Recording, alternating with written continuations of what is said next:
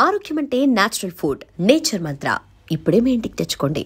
నా కెరీర్ అలా నడుస్తుంది, నాకు స్టార్స్ వస్తున్నారు, ఇంకా ఇంకా గ్రో అవుతున్నాను. ఎందుకనంటే ఇది సుడి కాదు, నా మెంటాలిటీ, నా క్యారెక్టర్. అంటే వీడి దగ్గర ఏదన్నా డ్రా చేయొచ్చు. వీడిని రాంగ్ గైడెన్స్ ఇస్తే రాంగ్ రూట్లో వెళ్తాడు, వీడి రైట్ గైడెన్స్ ఇస్తే రైట్ రూట్లో వెళ్తాడని అవతల వాళ్ళు తెలుసుకున్నారనుకోండి, నాతో చాలా ఈజీ వర్క్. ఇది బాగోలేదు అని చెప్తే నాకు చాలా హ్యాపీగా ఉంటుంది. ఎందుకంటే 10 ఆప్షన్లు ఇస్తా. ఎందుకంటే బాగుంది అని అంటే అక్కడే ఆగిపోతా. ఇది బాగుంది కదా అని ఇంకా ముందుకెళ్ళి ఆలోచించాం. ఇది బాగాలేదు గురు అని నన్ను చిత్రహింస పెట్టేయాలి. అసలు అసహ్యంగా ఉంది, ఇలా అయితే అవదు, వేస్ట్ ఇలాంటి మాటలు అంటే నేను ఇంకా డబుల్ అయిపోతా. ఏంటి ఇలా అన్నాడు ఏంటని ఇంకా అది వెతకడం మొదలు పెడతా. ఇది నేను చేయలేను అని నన్ను అవమానిస్తే నేను చాలా హ్యాపీ ఫీల్ అవుతా. ఎందుకంటే దాని నుంచి నాకు మంచి సినిమా వస్తుంది బయటికి. అవునండి, నన్ను డబుల్ మీనింగ్ డైరెక్టరో లేకపోతే ఇలా తీసాడా అన్న అనబట్టే ప్రేమ కథ చిత్రం వచ్చింది, ఒక జానర్ పుట్టింది. అవునండి, అవును. ఆ తర్వాత అది ఎంతమందికి మాతృక, అది 500 సినిమాలు తీశారు హర్రర్ కామెడీలో. అవును, దాన్ని బట్టి యాక్చువల్గా ఏంటంటే నన్ను అలా అనకపోతే ఆ ప్రేమ కథ చిత్రం రాదు. అవునండి, నన్ను అన్న వాళ్ళందరికీ హ్యాట్స్ ఆఫ్ చెప్పాలి. నేను అందుకని నన్ను తిట్టినోళ్ళు కానీ ఇవి కానీ నేను వింటాను. ఓహో ఈడు ఇలా ఉన్నాడు అని అనుకుంటే నేను ఇంకోటి ఏదో వేయాలి అని అనుకుంటా. అందరు నన్ను పొగడే బ్యాచ్ని ఎక్కువ నేను ఇది చేయను. నేను చూడండి, ఎందుకంటే పొగడతల వల్ల నాకు ఉపయోగం లేదు. ఏముంటుంది, నేను నేర్చుకునేది నన్ను తిడితేనే. అదే విమర్శకుడే నిజమైన స్నేహితుడు. నన్ను విమర్శించిన ప్రతి ఒక్కళ్ళు నాకు గురువుల కింద సమానం. ఎందుకనంటే నా గురువు అన్నవాడే కొట్టి యాక్చువల్గా బోధిస్తాడు, అంతే కదా. అలాగే విమర్శకుడు కూడా, రివ్యూ రైటర్స్ అవ్వచ్చు, వీళ్ళందరూ నా కెరీర్ డిసైడ్ చేసిన గురువులు. అవునండి, ఎందుకంటే ఇలా తీయకూడదు అని చెప్పారంటే కరెక్ట్. నేను ఇంకెక్కడ నేర్చుకున్నాను? అక్కడే కదా నేను నేర్చుకుంది, ఇక్కడే కదా మరి.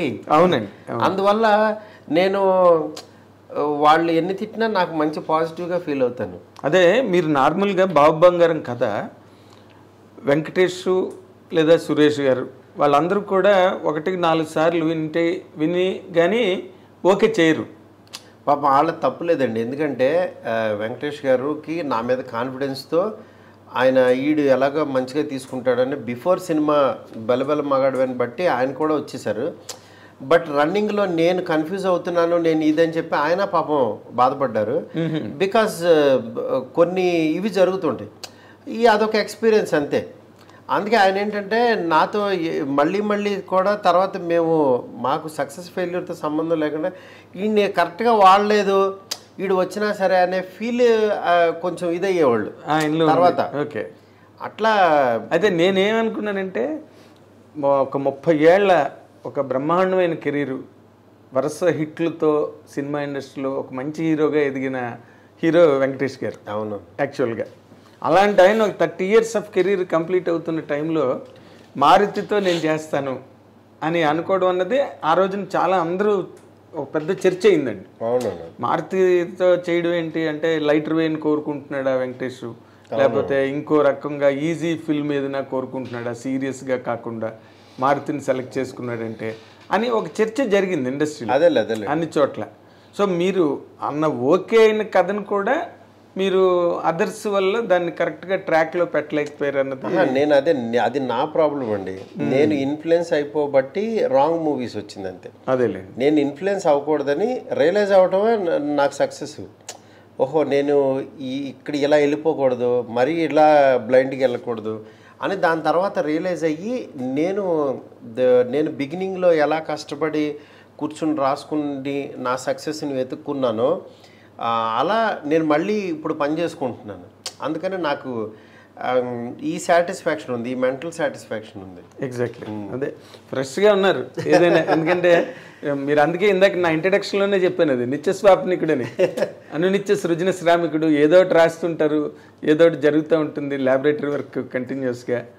మెయిన్ ఒకటే సార్, డబ్బులు మనిషి కార్ సైజు ఇల్లు సైజు పెంచుతాయి కానీ యాక్చువల్గా మన మెంటాలిటీని పెంచవు.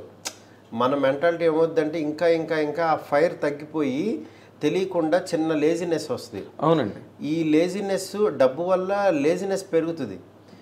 సెటిల్ ఉన్నాం కదా, ఇంకా ఎవరికైనా మనకి ప్రెషర్ ఉండదు, వాడికి డబ్బులు ఇవ్వాలని ఇది ఉండదు, ఎవరికైనా కట్టాలని ఇది ఉండదు, చాలా కూల్గా ఉంటుంది. కానీ ఈ కూల్నెస్లో కూడా అమ్మో మనం పని పని పని అని వెతుక్కోకపోతే, ఆ ఫైర్ అనేది లేకపోతే మన మీద చాలా పెద్ద బాధ్యత ఉంటుంది. నేను రాసిన సీన్ మీద ఒక 200 మంది వర్క్ చేస్తారు ఒక పేజ్ మీద. ఆ పేజ్కి ఎంత వాల్యూ ఉండాలి అని నేను ప్రతి పేజు ప్రతి లైను అనుకోకపోతే మంచి సినిమా అనేది రాదండి, న్యాయం జరగదు. ఫస్ట్ అసలు రిజల్ట్ సంగతి దేవుడు ఎరగండి. ఫస్ట్ నా దగ్గర ఉన్న పేజ్ వరకు నేను సాటిస్ఫాక్షన్ ఉన్నాను, నా చుట్టుపక్కల సాటిస్ఫాక్షన్ ఉన్నాను, నా హీరో హ్యాపీగా ఉన్నాడు అనేది నేను చెక్ చేసుకోవాలి.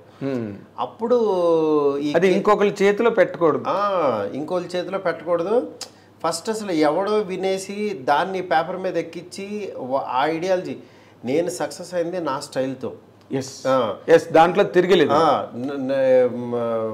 దాన్ని ఒరిజినాలిటీని వేరే వాళ్ళ ఇన్ఫ్లుయెన్స్తో కనుక నేను దాన్ని కనుక చంపేశానంటే డెఫినెట్గా ఒక డూపే వస్తుంది, ఒక వేరే జెరాక్స్ కాపీలు వస్తాయి బయటికి. అవునండి, అందుకని రాంగ్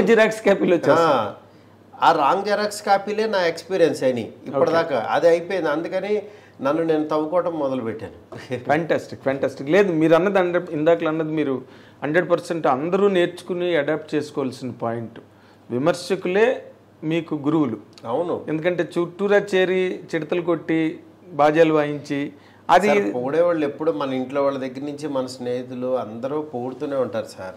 అంటే ఒక సినిమా రిలీజ్ అయ్యి అది హిట్ అయిన తర్వాత దాని మంచి చెడుల మీద పొగడ్డం వేరు సార్.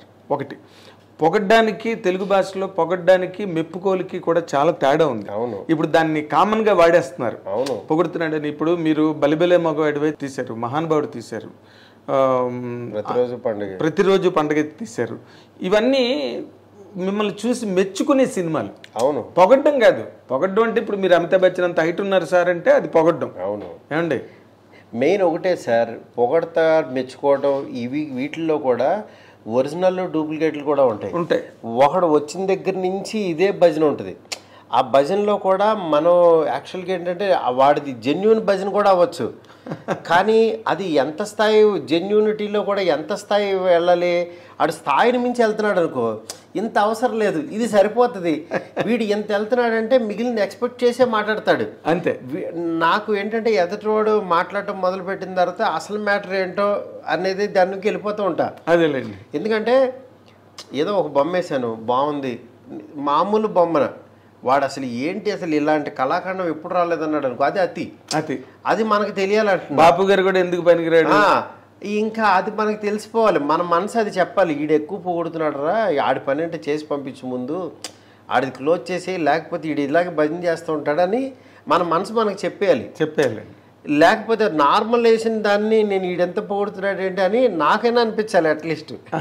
పికాసో కూడా పనికిరాడండి, బాపు గారు వేస్ట్ అండి. అవును, అండ్ మొదలెడితే మాత్రం జాగ్రత్త పడాలి. అమ్మో చాలా జాగ్రత్త పడాలి 100%. తర్వాత మీ మీద మీరు ఎవరో క్రిటిక్ అక్కర్లేదు, మీకు మీ మీద మీరే క్రిటిక్. నాకు అర్థమైనంత వరకు అవును, మీరు క్రిటికల్గా కనుక ఆలోచిస్తే ఇప్పటి వరకు మీరు తీసిన సినిమాల్లో నా బెస్ట్ ఫిల్మ్ అండి ఇది. క్రిటికల్గా మీకు మీరే ఆలోచించుకుని ఈ సినిమా ఇది నాది నిజమైన హిట్. కొన్ని సినిమాలు హిట్ అవుతాయండి, కొన్ని కంపోజిషన్స్లో, కొన్ని కాంబినేషన్స్లో, కానీ ఒక డైరెక్టర్గా మీరు మాట్లాడాలంటే yes this is my hit అండి. అంటే ఏ సినిమా చెప్తారు? హిట్ అని కాదు సార్, అంటే ఇప్పుడు ఒక్కొక్క హిట్కి ఒక్కొక్క కారణం ఉంటుంది, అది ఒక్కొక్కటి ఆ మనసుకు నచ్చుద్ది. ఇప్పుడు బలిబల మగాడవై స్క్రీన్ ప్లే బేస్డ్ ఒక క్యారెక్టరైజేషన్తో, ఒక లోపంతో ఆడియన్స్ని ఎంటర్టైన్ చేయొచ్చు అని యాక్చువల్గా హీరోకి లోపం పెట్టినా సరే ఇంతమంది చూస్తారని ప్రూవ్ చేసిన సినిమా. అవును, అది యాక్చువల్గా ఏంటంటే స్క్రీన్ ప్లే మీకు ఇంత ఫ్లా కూడా దొరకదు అది. అవును, ఆ సినిమాలో అది నా బెస్ట్ స్క్రీన్ ప్లే పరంగా. నెక్స్ట్ ఒక చిన్న సినిమా జోనర్ మార్చి మనం ఒక ఎక్స్పెరిమెంటల్గా చేస్తే హ్యూజ్ సక్సెస్ ఉంటుంది, అంత త్రూఅవుట్ దేశం అంతా ఆ జానర్ పాకుతుంది అంటానికి కారణం ప్రేమ కథ చిత్రం. నెక్స్ట్ ఒక సోషల్ ఎలిమెంట్ని చాలా అందంగా ఆడియన్స్ని ఎంటర్టైన్ చేస్తూ చెప్పచ్చు అనేది ప్రతిరోజు పండుగే. ఓ పెద్ద మనిషి చనిపోతున్నాడు అని కామెడీ చేసాం మనం అక్కడి నుంచి. అవును, ఆ కామెడీ చేస్తూ చేస్తూ చేస్తూ లోపలికి తీసుకుని వచ్చి ఒక మంచి విషయాన్ని షుగర్ కోటెడ్ లాగా చెప్పడం అనేది, అది చాలా ఇది లేకపోతే, అంటే మెచ్యూరిటీ లేకపోతే ఆడియన్స్ దేనికి నవ్వుతాడు దేనికి నవ్వడు అని తెలుసుకుంటూ ఇక్కడ నవ్వుతాడు ఇక్కడ ఏడుస్తాడని మనం అంత సైకలాజికల్గా గేమ్ ఆడకపోతే ప్రతిరోజు పండుగ తీయలేరు. ఎందుకంటే డైరెక్ట్గా ఒకటి మంచి సినిమాని మొదలు పెడితే ఇక్కడి నుంచి వీడు మంచి మంచి అని క్లాసులు పీకుతాడు అని ఫిక్స్ అయిపోతాడు. అలాంటిది నేను క్లాస్ పీకుతున్నానని మీకు తెలియకుండా నేను క్లాస్లో కూర్చోబెట్టి మిమ్మల్ని ఎంటర్టైన్మెంట్ చేస్తూ యాక్చువల్గా మీకు సినిమా తీయడం అనేది అది యాక్చువల్ ఆర్ట్. మాయ, అది మాయ మామూలు మాయ కాదు, మహామాయ. ఆ మాయ నేను ప్రాపర్గా బాగా చేయగలను అనేది నా ఇది. అంటే మీరు ఫీల్ అయింది? నేను ఫీల్ అయింది. నేను రీసెంట్గా ఊరికి మళ్ళీ ఆ సినిమా చూశాను.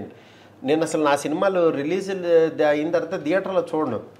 ఇంకా వన్స్ నా దగ్గర అయిపోయి అప్పటికే ఆ సినిమా రన్ అయి ఉంటుంది. అవునండి. కొంతకాలం గ్యాప్ తర్వాత ఊరికినే పెట్టి చూస్తా ఆ రోజు నా ఐడియాలజీ ఎలా ఉంది, ఎందుకు ఆ సినిమా సక్సెస్ అయింది, నా ఆలోచన విధానం ఏంటి అని చెక్ చేసుకోవడానికి చూస్తాను ఊరికినే. అవును, చేసినప్పుడు అప్పుడు నా మెచ్యూరిటీ లెవెల్ నాకు అన్నీ ఇప్పుడున్నది దాన్ని కంపేర్ చేస్తే తెలిసిపోద్ది. నేను ఒక బొమ్మ వేసినా ఏదన్నా చేసినా లేకపోతే అది తీసేటప్పుడు ఎలా ఆలోచించాను, ఈ డైలాగ్ రాసేటప్పుడు ఎలా ఆలోచించాను అనేది మన సినిమాలే మనకి గురువులండి. కరెక్ట్గా చెప్పారు. మనం వేరే ఎక్కడికి వెళ్ళాలి, రిఫరెన్స్ బుక్స్. ఇప్పుడు మనం యాక్చువల్గా అనుకుంటాం కానీ గ్రంథాలయాలకు వెళ్ళి లేకపోతే ఇంగ్లీష్ సినిమాలు చూసి ఏదో నేర్చుకుందాం ఇది అనుకుంటాం కానీ ఏం చేయక్కర్లా. మన తెలుగు సినిమాలు మీరు ఏ సినిమాలు చూసైతే సినిమా తీయాలి అనే మీ ఆలోచన వచ్చిందో ఆ సినిమాలు మళ్ళీ ఇప్పుడున్న మెంటాలిటీ మైండ్ స్టేటస్లో మీరు వెళ్ళి చూస్తే డెఫినెట్గా మీకు నేర్పిస్తాయి. మనం చేసే తప్పులు చెప్తాయి, ఫస్ట్ గ్యాప్ని చూపిస్తాయి. అప్పటికి ఇప్పటికి మనలో నువ్వు అంత బాగా చేసేవాడు స్క్రీన్ ప్లే అప్పుడు, ఇప్పుడేమో ఫ్లాట్కి వెళ్ళిపోతున్నావు అని చెప్పేస్తుంది అది. అవును నేను ఇలా రాశాను ఏంటని మనకు ఇప్పుడు అనిపిస్తుంది. అవునండి. జనరల్గా ఎంత గొప్ప ఆర్ట్ వర్క్ అయినానండి, అది సినిమా కావచ్చు, ఒక పెయింటింగ్ కావచ్చు, లేకపోతే ఒక కీర్తన కావచ్చు, ఏదైనా కావచ్చు, కానీ ఒక టైం పీరియడ్లో చేసిన దాన్ని ఒక టైము ల్యాప్స్ అయిన తర్వాత ఒకసారి వెనక్కి వెళ్ళి చూస్తే ఈ గ్రోనప్ మెచ్యూరిటీలో అరే మనం ఇదిలా చేస్తుంటే ఇంకా బాగుండేది, ఎక్కడో మన ఈ మెచ్యూరిటీ లెవెల్స్ పెరిగిన తర్వాత ఇది మనం కొంచెం బాగా చేసి ఉండవలసింది బట్ మనం అంత చేయలేదు అన్న ఫీలింగ్ ఏ వర్క్లోనైనా ఎవరికైనా వచ్చేదేనండి. ఎవరికి వాళ్ళు నో ఇది forever my best piece అని చెప్పడానికి ఈ ఆర్ట్ క్రియేటివ్ వరల్డ్లో ఉండదేమో అని అనుకుంటున్నాను నేను. కాదు సార్, ఇప్పుడు డెఫినెట్గా బొమ్మలు ఉంటాయి సార్, బొమ్మలు వేసి ఉంటాం కానీ ఆ బొమ్మలు ఇప్పుడు మనకు నచ్చవు. అంటే మనం ఆర్టేసి ఉంటాం, ఇప్పుడు బాగా ప్రొఫెషనల్ అయిపోతాం. కానీ మనకి వచ్చి రాకుండా ఆ ఏజ్లో అంత మంచి ఆర్ట్ వేయగలిగాను అని ఆ ఆర్ట్లో కనుక ఆ బ్యూటీ చూడగలిగితే మన ఇన్నోసెన్స్ కనపడుతుంది. మనిషి బ్రెయిన్ ముదిరిపోతూ ఉంటే ఇప్పుడు ఒకరిని కొడతామండి, ఒకరిని కొట్టింది తీసిన తర్వాత నెక్స్ట్ సినిమాకి ఏంటంటే ఒకటి కాదు నలుగురిని కొడదాం అనుకుంటాం. ఆ నెక్స్ట్ సినిమాకి ఇంకా ఒక లారీ మందిని కొట్టేద్దాం అనుకుంటాం. ఇంకా ఈ కొట్టడానికి ఇంకా అంత ఉండదు, అంటే ఈ నరకడం అవ్వచ్చు ఇంకోటి అవ్వచ్చు ఇంకా అంత ఉండదు. ఇంకా ఎంతమందిని నరుకుతావు ఇది? అలా కాకుండా నువ్వు 1000 మందిని నరకాల్సిన చోట ఇప్పుడు ఒక లవ్ స్టోరీ కనుక తీయగల నీ సెన్సిబిలిటీస్ అన్నీ చచ్చిపోతూ ఉంటాయి మీకు రన్నింగ్లో. అవును, ఒకడు 2 3 ఈ సెన్సిబిలిటీస్ అన్నీ చచ్చిపోతాయి. అప్పుడు నువ్వు కరెక్ట్ చేసుకోవడానికి మళ్ళీ నువ్వు బిఫోర్ వచ్చి ఒక లవ్ స్టోరీ తీయగలగాలి. అప్పుడు మళ్ళీ నీ బడ్డింగ్ స్టేజ్ మళ్ళీ నీకు లైఫ్ ఉంటుంది. అవును, మళ్ళీ ఒకటితో నరకడం స్టార్ట్ చేస్తావు నువ్వు. అప్పుడు నీకు మళ్ళీ ఇంకా దొరుకుతుంది అంటున్నా స్పేస్ దొరుకుతుంది. ఇప్పుడు ఏమవుతుందంటే నేను ఈ సినిమాలో ఇంతమందిని నవ్వించాను, మళ్ళీ ఇంకా నవ్వించాలి, ఇంకా బరువేసేయాలి అనుకుని ఇప్పుడు అందుకనే యావరేజ్ సినిమా అవచ్చు, ఫెయిల్యూర్ సినిమా అవచ్చు ఏమవుద్దంటే మన లైను మనకి పెద్ద లైన్ పక్కన హిట్ సినిమా పక్కన చిన్న లైన్ గీత పడుతుంది. అవును, ఈ చిన్న లైన్ అనేది ఇప్పుడు నెక్స్ట్ నేను ఏం చేసినా సరే అది పెద్ద లైన్ అవుతుంది. ఎందుకంటే చిన్న లైన్ అయితే రాదు, అంతకన్నా చిన్న లైన్ మీరు గీలేను. అంటే మ్యాక్సిమము నాకున్న నాలెడ్జ్ అవ్వచ్చు, ఇది అవ్వచ్చు, దీనికంటే బెటర్ లైన్సే గీశాను, కానీ లాస్ట్ చిన్న లైన్ గీశాను నేను. ఇప్పుడు డెఫినెట్గా బెటర్ లైన్ గీస్తా. ఈ లైన్ ఇంకా బాగా గీయగలను అనే కాన్ఫిడెన్స్తో ఇంకా ఇంకా పెద్ద చేయడానికి చూస్తా. అందుకని నేను ఎప్పుడు దాన్ని కంపేర్ చేసుకుంటా. నా మీద ఎప్పుడైతే ఎక్స్పెక్టేషన్ లేదో, అమ్మ నేను సేఫ్ సైడ్ ఉన్నాను, అమ్మ మనల్ని బాగా నీచంగా ఆలోచిస్తున్నారు, మనల్ని బాగా తిట్టుకుంటున్నారు అనుకుంటే అమ్మ మనం హ్యాపీ పొజిషన్లో ఉన్నాం, ఇప్పుడు నేను ఏం చేసినా బాగుంటుంది. అవునండి, ఏదైనా బెటర్గా చేస్తా. ఎందుకంటే నా దగ్గర నుంచి అసలు ఫస్ట్ ఎక్స్పెక్టేషన్ లేవు. నీకు లేనప్పుడు నేను ద బెస్ట్ చేస్తా. ఎక్స్పెక్టేషన్స్ లేకపోగా ఒక రకమైన మీన్ ఇంప్రెషన్ తీస్తాడు అని అనుకుంటే హ్యాపీ నేను. ఎందుకంటే నేను ఇప్పుడు ద బెస్ట్ ఇవ్వగలుగుతానని నా మనసాక్షి చెప్తుంది. అవతల వాళ్ళకి అసలు నువ్వేనా చేసింది అంతకుముందు, అదెందుకు చేసావు, అసలు నువ్వెంత టాలెంట్ పెట్టుకుని నువ్వు అదెందుకు చేసావు అని ఇప్పుడు నాకు రన్నింగ్లో అనేవాళ్ళు ఉంటుంటారు. అవునా?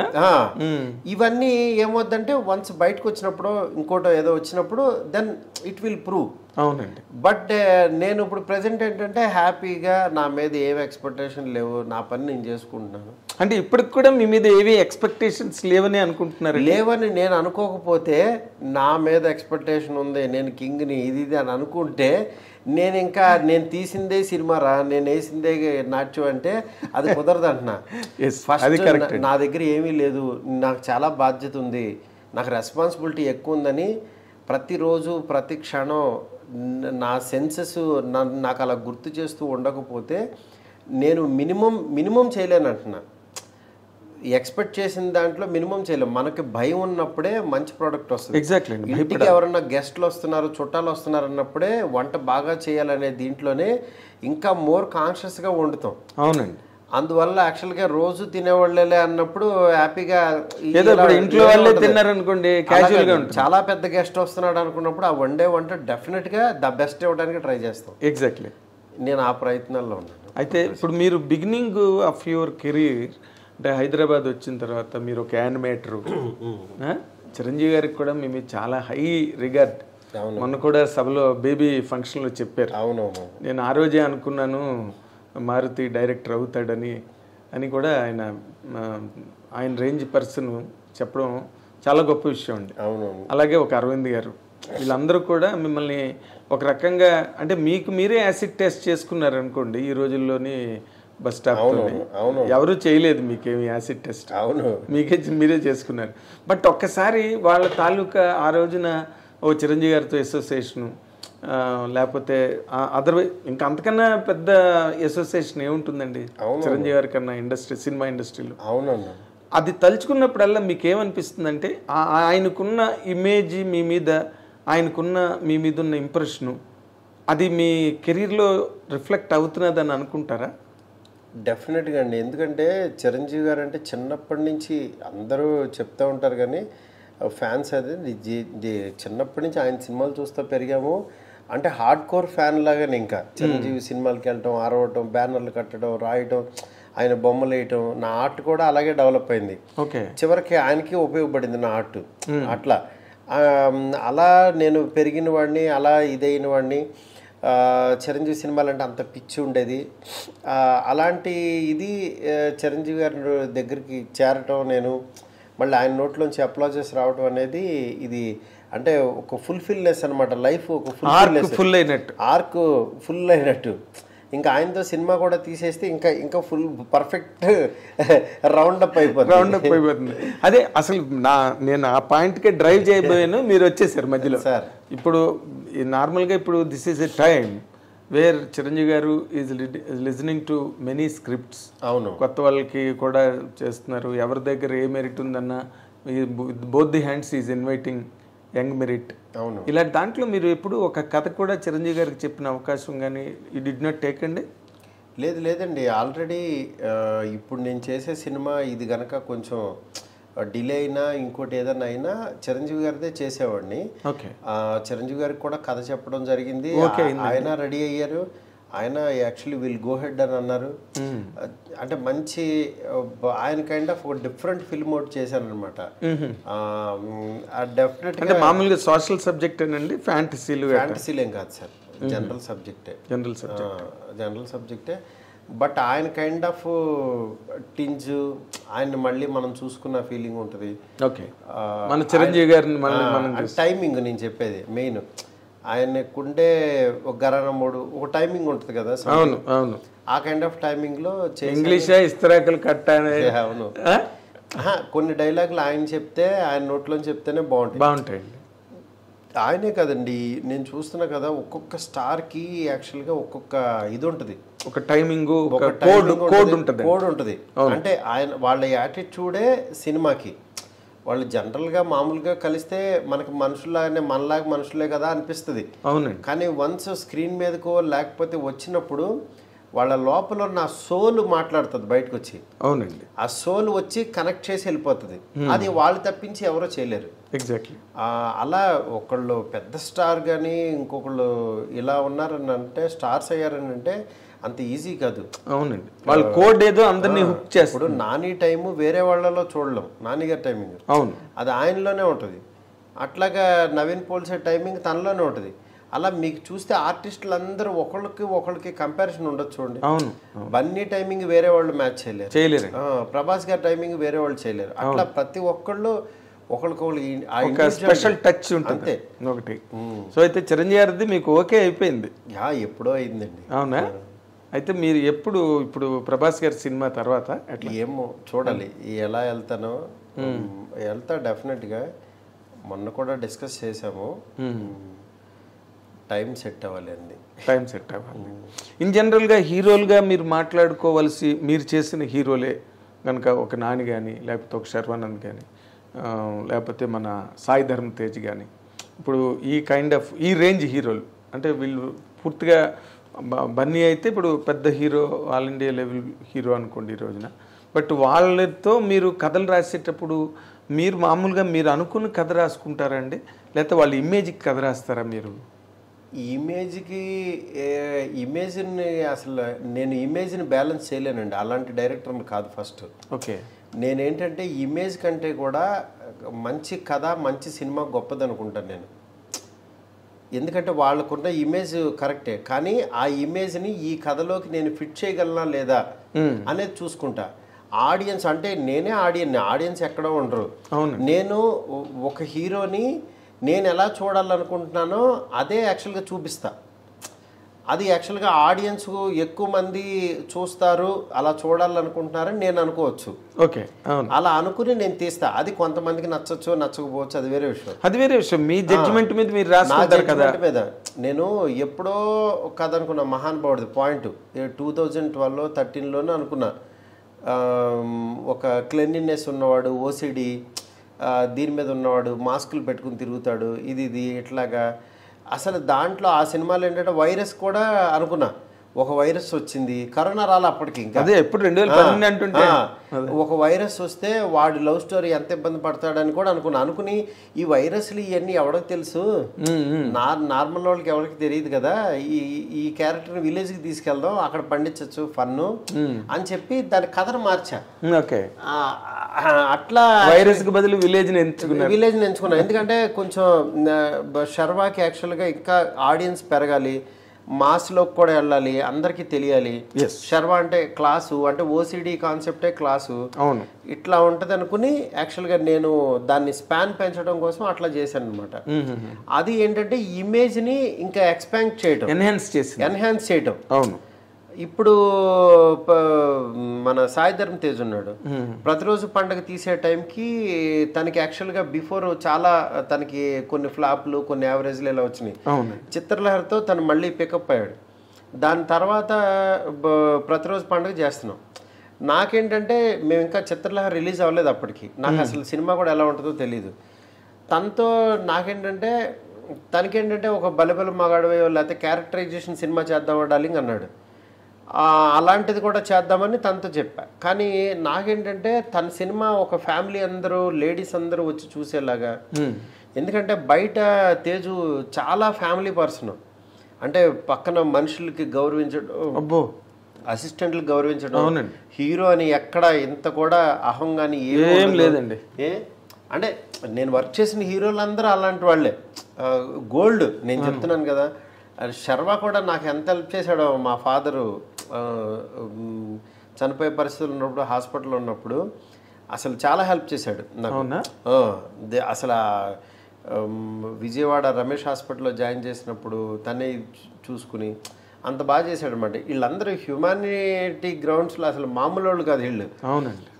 అలాగా తేజు కూడా నాకు తిను ఒక మంచి విషయాన్ని చెప్తే దీని ద్వారా బాగుంటుంది అనుకుని ప్రతిరోజు పండుగ పాయింట్ చెప్పాను. అదే చెప్పంగానే దానికి బాగా నచ్చి లేదు డార్లింగ్ చేద్దాం ఇది అని చెప్పి ఇంకా అక్కడి నుంచి ఫిక్స్ అయ్యి తను కూడా మా తాతగారు కూడా ఇలాగే ఉంటారు అని తను చాలా ఎమోషనల్గా ఆ జర్నీ చేసేవాళ్ళు.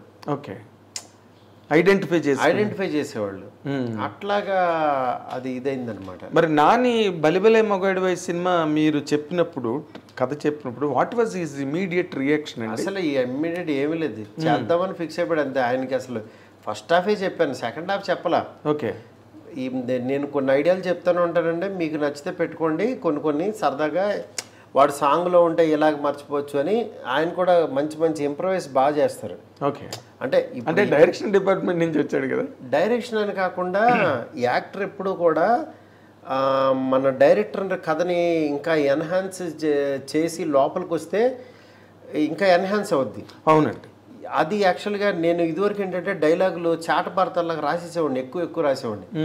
దాన్ని ఇన్ని డైలాగులు అవసరం లేదని తను క్రిస్ప్ చేసేవాడు. ఓకే, క్రిస్ప్ చేసి యాక్చువల్గా మీరు డైలాగులు కరెక్ట్గా ఎడిట్ లాగా చేసుకోండి, లెంత్ మీకు అదొక్కటే లోపం అని నాకు చెప్పేవాడు. ఓకే, నాకు ఎప్పుడు అంతకుముందు మిడ్ రేంజ్ హీరోలతో మనం ప్రాపర్ సినిమా తీయలేదు కదా, నాకు అప్పుడు నాకు అనిపించేది ఇట్లాగా.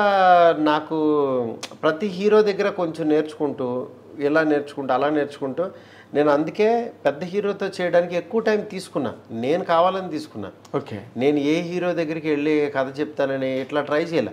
అవునా? నన్ను అందరూ అడిగేవాళ్ళు పెద్ద హీరోలకి వెళ్ళొచ్చు కదా, ఇది అయిన తర్వాత వెళ్ళిపోవచ్చు కదా ఇలా అని. అలా కాదు, అసలు ఫస్ట్ పెద్ద హీరో దగ్గరికి వెళ్ళిపోయి కంగారుగా అది ఫెయిల్ అయిపోతే మళ్ళీ వెనక్కి రావాలి. మనం అసలు ఫస్ట్ అవన్నీ ముందే చూసేద్దాం, మనం అన్ని రకాలు ఇక్కడే చేసేద్దాం, దాని తర్వాత వెళ్ళొచ్చులే అని అలా ఆగాను అనమాట. ఎందుకంటే Bunny he's my close friend, చాలాసార్లు అనుకున్నాం.